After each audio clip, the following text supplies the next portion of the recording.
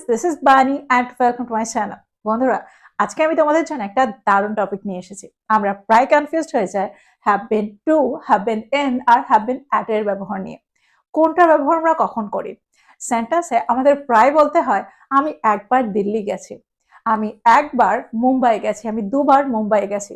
তো এখানে আমরা হ্যাভ বিন টু এর ব্যবহার করব নাকি হ্যাভ বিন ইন এর ব্যবহার করব নাকি হ্যাভ বিন অ্যাট এর ব্যবহার করব? আর কোন ক্ষেত্রে আমরা হ্যাভ বিন ইন এর ব্যবহার করে থাকি বা হ্যাভ বিন অ্যাট এর ব্যবহার করে থাকি বা হ্যাজ বিন ইন বা হ্যাজ বিন অ্যাট এর ব্যবহার করে থাকি? আমরা প্রায় কনফিউজড হয়ে যাই। আমরা সেন্টেন্সে প্রায় এগুলোর ব্যবহার হতে দেখি। আজকে আমরা সেগুলোই দেখব। আজকের পরে তোমরা আর কখনোই বিন টু, বিন ইন আর বিন অ্যাট এর ব্যবহার নিয়ে কনফিউজড হবে না। প্রত্যেকটা স্ট্রাকচারকে খুব মন দিয়ে বোঝার চেষ্টা করো। কোন সেন্টেন্সে কোন ধরনের স্ট্রাকচারে আমরা এই স্ট্রাকচারগুলো ব্যবহার করতে পারি। That means been to, been in আর বিন অ্যাট এর ব্যবহার করতে পারি। প্রত্যেকটা স্ট্রাকচারের সাথে আমি এক্সাম্পল দিয়ে তোমাদেরকে বুঝিয়ে দেওয়ার চেষ্টা করবো সেন্টেন্স এগুলোর সঠিক ব্যবহার। তো আজকের ভিডিওটাও কিন্তু খুব ইম্পর্টেন্ট, খুবই ফ্রুটফুল হতে চলেছে। তোমরা কোথাও যাবে না, আমার সাথে ভিডিওটা একদম শেষ পর্যন্ত থাকবে। যা চ্যানেল নতুন অর্থাৎ প্রথম আমার ভিডিও দেখছো তারা প্লিজ চ্যানেলকে সাবস্ক্রাইব করে নিও, তাহলে যখনই আমি ভিডিও আপলোড করবো তোমরা নোটিফিকেশন পেয়ে যাবে। তো আর দেরি না করে চলো শুরু করা যাক আজকের ভিডিও। সবার আগে আমরা দেখবো বিন টু এর ব্যবহার। দেখো বিন এই ওয়ার্ডটা হলো বি এর third form. That means be ভার্বের থার্ড ফর্ম। আমরা বি ভার্ব হিসেবে am, is, are, was, were আর বি, বিং আর বিনের ব্যবহার পেয়ে থাকি। সেন্টেন্সে বিন বি ভার্বের থার্ড ফর্ম হিসেবে সেন্টেন্সে ব্যবহৃত হয়। That means past participle form হিসেবে সেন্টেন্সে ব্যবহৃত হয়। আমরা এই স্ট্রাকচারটাকে দ্যাট মিনস বিন টু বা বিন ইন, বিন অ্যাট এই স্ট্রাকচারগুলোকে প্রেজেন্ট পারফেক্ট টেন্স বা পাস্ট পারফেক্ট টেন্সে ব্যবহার করে থাকি। এবার প্রশ্ন হচ্ছে আমরা তাহলে কখন বিন টু কে ব্যবহার করব? দেখো বিন টু কে আমরা সেন্টেন্সে তখন ব্যবহার করি যখন আমরা অর্থ করি কেউ কোথাও গিয়ে ফিরে এসেছে। দ্যাট মিনস ফিরে আসার পরে আমরা যখন কোনো এক্সপিরিয়েন্স শেয়ার করি বা আমরা যখন বলি আমি ওখানে দুবার গেছি, আমি ওখানে একবার গিয়েছি, এরকম অর্থে আমরা সেন্টেন্সে বিন টু এর ব্যবহার করি। আর স্ট্রাকচারটা কি হয়? স্ট্রাকচারটা হয় subject plus has been to বা have been to plus a place. আমরা এরপরে একটা প্লেসের ব্যবহার করি, একটা জায়গার ব্যবহার করি। সেন্টেন্স দেখো তোমরা আরো ভালো করে বুঝতে পারবে। যদি আমি বলি আমি একবার দিল্লি গিয়েছি, I have been to Delhi once. I have been to Delhi once. বা যদি আমি বলি আমি দুবার দিল্লি গিয়েছি, I have been to Delhi twice.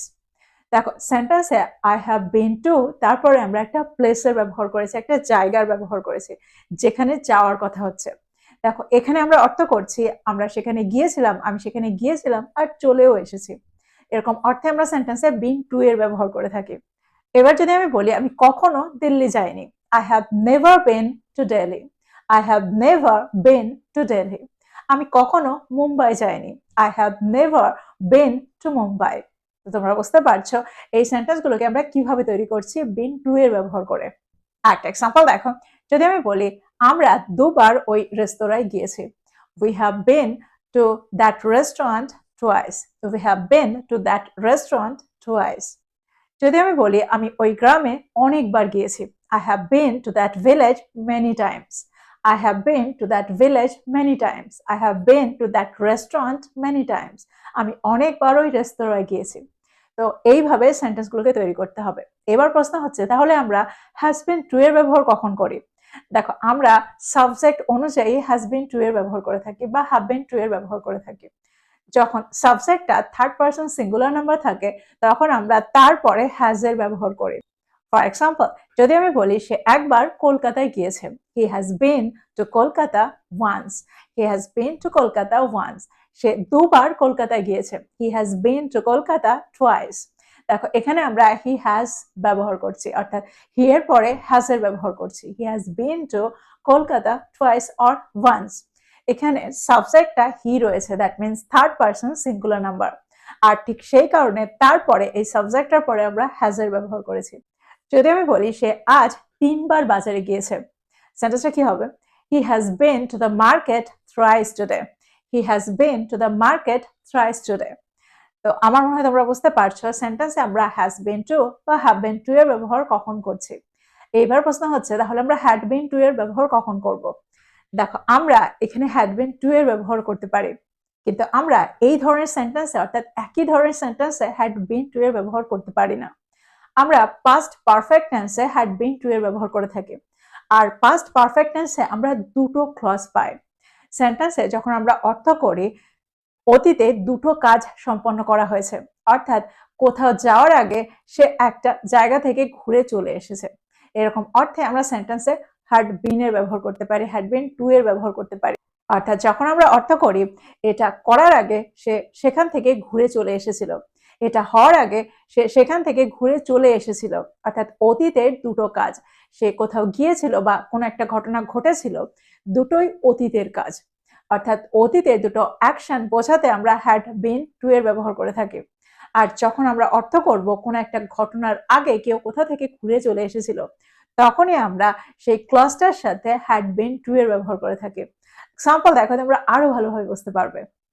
যদি আমি বলি মুম্বাই যাওয়ার আগে আমি দিল্লি গিয়েছিলাম, দেখো এখানে আমি দুটো কাজের কথা বলছি। মুম্বাই যাওয়া একটা কাজ আর দিল্লি গিয়ে ফিরে আসাটাও একটা কাজ। আমি আগে কোন কাজটা করেছি, আগে আমি দিল্লি গিয়ে ফিরে চলে এসেছি। আর যে কাজটা আগে হয়েছে সেই কাজটাতে, সেই ক্লাসটাতে আমরা পাস্ট পারফেক্ট টেন্সের ব্যবহার করে থাকি, আর পরের ক্লাসটাতে আমরা সিম্পল পাস্ট টেন্সের ব্যবহার করে থাকি। তো সেন্টেন্সটা কি হবে? I had been to Delhi before I moved to Mumbai. I had been to Delhi before I moved to Mumbai. এবার যদি আমি বলি মুম্বাই যাওয়ার আগে আমি একবার দিল্লি গিয়েছিলাম, সেন্টেন্সটা কি হবে? I had been to Delhi once before I moved to Mumbai. I had been to Delhi once before I moved to Mumbai. তো আমার মনে হয় তোমরা বুঝতে পারলে সেন্টেন্সে আমরা কখন had been to এর ব্যবহার করছি। আমরা প্রায় বলে থাকি সে কলকাতায় গিয়েছে, সে দিল্লি গিয়েছে, সে মুম্বাই গিয়েছে। এখানেও কি আমরা একই স্ট্রাকচারে ব্যবহার করতে পারি? দ্যাট মিনস এখানেও কি আমরা বিন টু এর ব্যবহার করতে পারি? না। দেখো এখানে আমরা অর্থ করছি না যে কেউ কোথাও গিয়ে চলে এসেছে। আমরা যখন অর্থ করব কেউ কোথাও গিয়ে ফিরে চলে এসেছে, তখনই একমাত্র আমরা বিন টু এর ব্যবহার করতে পারি। তাহলে এখানে আমরা কিসের ব্যবহার করব? এখানে আমরা ব্যবহার করব গন টু। ফর এক্সাম্পল, তিনি বাজারে গিয়েছেন, he has gone to the market. He has gone to the market, that means তিনি বাজারে গিয়েছেন, এখনো ফিরে আসেননি। এরকম অর্থে আমরা সেন্টেন্সে গন টু এর ব্যবহার করছি, বিন টু এর ব্যবহার করব না। যদি আমি বলি আমার বাবা দিল্লি গিয়েছেন, my father has gone to Delhi. My father has gone to Delhi, that means Delhi গিয়েছেন, এখনো ফিরে আসেননি। বাচ্চারা স্কুলে গিয়েছে, the children have gone to school. The children have gone to school. তো আমার মনে হয় তোমরা বুঝতে পারছো সেন্টেন্সে আমরা কখন বিন টু এর ব্যবহার করছি আর গন টু এর ব্যবহার করছি। এবার আমরা দেখবো বিন ইন এর ব্যবহার। আমরা প্রায় সেন্টেন্সে ব্যবহার করে থাকি been in, that means have been in, has been in. আমরা সেন্টেন্সে কখন এই স্ট্রাকচারটা ব্যবহার করি? কোথাও গিয়ে চলে আসার অর্থে আমরা সেন্টেন্সে হ্যাভ বিন টু বা হ্যাজ বিন টু এর ব্যবহার করছি। তাহলে আমরা সেন্টেন্সে কখন হ্যাভ বিন ইন এর ব্যবহার করব বা হ্যাজ বিন ইন এর ব্যবহার করব? দেখো সেন্টেন্সে যখন আমরা অর্থ করব কেউ কোনো একটা জায়গায় আছে, দ্যাট মিনস কারো কোথাও থাকা, কোনো একটা সময় ধরে থাকা বা কোনো কিছুর মধ্যে থাকা একটা সময় ধরে, এরকম অর্থে আমরা সেন্টেন্সে হ্যাভ বিন ইন এর ব্যবহার করে থাকি। ফর এক্সাম্পল, যদি আমি বলি সে 5 বছর ধরে ভারতে আছে, হি has been in India for 5 years. He has been in India for 5 years. একটা এক্সাম্পল দেখো, যদি আমি বলি আমরা 1 সপ্তাহ ধরে এই গ্রামে আছি, we have been in this village for a week. We have been in this village for a week. আমি 1 ঘন্টা ধরে এই ঘরটার মধ্যে আছি, I have been in this room for an hour. I have been in this room for an hour. তো আমার মনে হয় তোমরা বুঝতে পারছো সেন্টেন্সে আমরা হ্যাভ বিন ইন এর ব্যবহার বা হ্যাজ বিন ইন এর ব্যবহার কখন করছি। যদি আমি বলি তারা সকাল 9টা থেকে অফিসে আছে, দ্যাট মিনস আমি এখানে অর্থ করতে চাইছি অফিসের মধ্যে আছে। সেন্টেন্সটা কি হবে? They have been in the office since 9 AM. They have been in the office since 9 AM.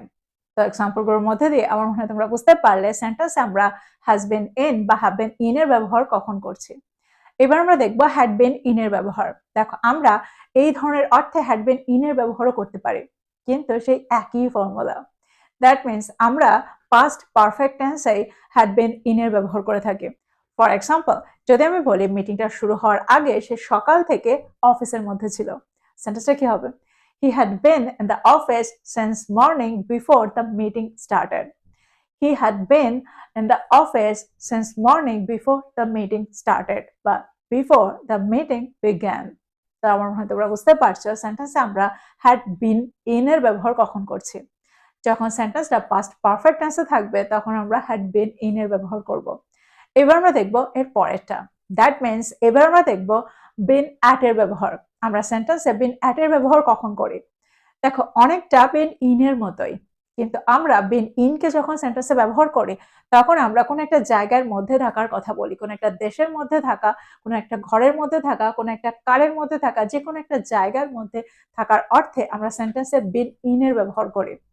কিন্তু আমরা বিন অ্যাট এর ব্যবহার তখন করব যখন আমরা একটা লোকেশন বোঝাতে চাইব, অর্থাৎ কেউ কোনো একটা নির্দিষ্ট লোকেশনে আছে, এরকম অর্থে আমরা সেন্টেন্সে বিন অ্যাট এর ব্যবহার করে থাকি। এখানে আমরা কোনো একটা জায়গার মধ্যে আছে এটা অর্থ করব না। এক্সাম্পল দেখো, যদি আমি বলি তারা 1 ঘন্টা ধরে স্টেশনে রয়েছে বা স্টেশনে আছে, they have been at the station for an hour. They have been at the station for an hour. They have been at the station for an hour. দেখো এখানে আমি কোনো একটা আবদ্ধ জায়গা বোঝাতে চাইছি না, স্টেশনে আছে, at the station একটা লোকেশন বোঝাচ্ছি। যদি আমি বলি তারা সকাল থেকে স্টেশনে রয়েছে, তাহলে সেন্টেন্সটা কি হবে? They have been at the station since morning. They have been at the station since morning.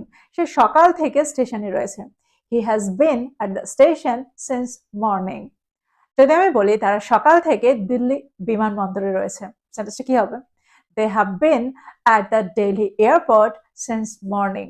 They have been at the Delhi airport since morning. দেখো এটাও একটা লোকেশন বোঝাচ্ছি। তো এক্সাম্পলগুলোর মধ্যে দিয়ে আমার মনে হয় তোমরা বুঝতে পারলে সেন্টেন্সে আমরা হ্যাভ বিন অ্যাট এর ব্যবহার কখন করছি বা হ্যাজ বিন অ্যাট এর ব্যবহার কখন করছি।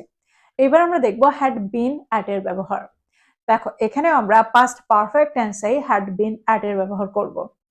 যদি আমি বলি ট্রেনটা আসার আগে আমরা 1 ঘন্টা ধরে স্টেশনে ছিলাম, we had been at the station for an hour before the train arrived. দেখো সবসময় আমরা সময়ের উল্লেখ নাও করতে পারি, আমরা শুধু দুটো কাজের উল্লেখ করলেও এই স্ট্রাকচারের ব্যবহার করতে পারি। যদি আমি বলি ট্রেনটা আসার আগে আমরা স্টেশনে ছিলাম, তাহলে সেন্টেন্সটা কি হবে? We had been at the station before the train arrived. We had been at the station before the train arrived. দেখো এখানেও আমরা একই স্ট্রাকচার ব্যবহার করতে পারি। তো এবার আমার মনে হয় তোমরা বুঝতে পারলে সেন্টেন্সে আমরা এই স্ট্রাকচারগুলোকে ঠিক কিভাবে ব্যবহার করছি। আমার মনে হয় এই স্ট্রাকচারগুলো ব্যবহার নিয়ে তোমরা আর কনফিউজড হবে না। প্রত্যেকটা স্ট্রাকচারকে খুব ভালোভাবে দেখো, বুঝতে না পারলে ভিডিওটা আরেকবার দেখো, প্রত্যেকটা স্ট্রাকচারকে নোট ডাউন করো আর এগুলো দিয়ে প্রচুর সেন্টেন্স তৈরি করো আর সেগুলোকে প্রতিদিনের কনভারসেশনে ইনক্লুড করো। আর ভিডিওটা ভালো লাগলে লাইক করতে ভুলে যাও না, বন্ধুদেরকে শেয়ার করো যারা ইংরেজি শিখছে। So this is all about today. I will be back with another video. Till then, take care. Thank you for watching this video. Bye bye.